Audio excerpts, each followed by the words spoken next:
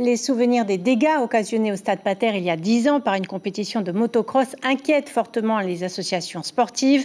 Pour l'organisateur Raihere Dudes, c'est la déception. La fédération de MMA a signé la délocalisation de cet événement au départ prévu à Toata, pas à Punaru, se défend de son côté Louis Provost, président du comité olympique polynésien. Le point tout de suite avec Juan Potoru et Patrick Sinsing.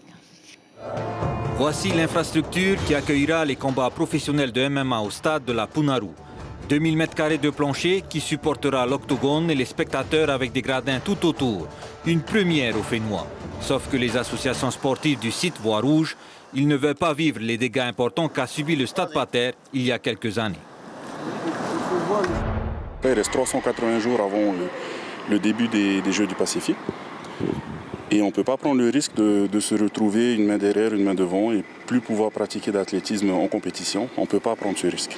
Donc plutôt que de partir en conflit avec Raihere Dudes et son équipe d'organisation, on a préféré lui demander de délocaliser tout simplement. Pour le président du comité olympique du Fénois, c'est l'incompréhension aussi. Non pas pour la compétition proprement dite, mais pour le lieu choisi et les propos inappropriés de l'organisateur sur les réseaux sociaux.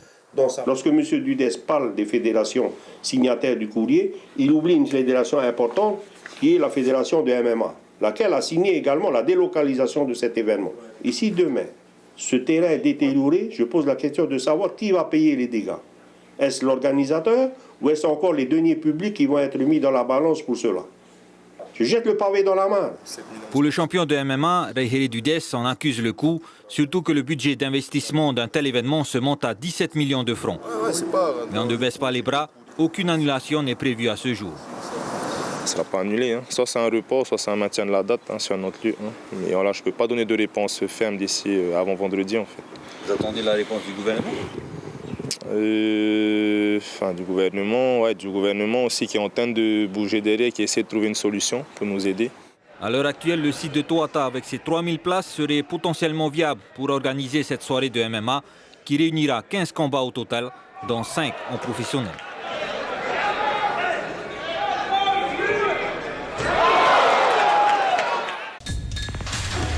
L'information en continu sur Polynésie la première, Internet et réseaux sociaux.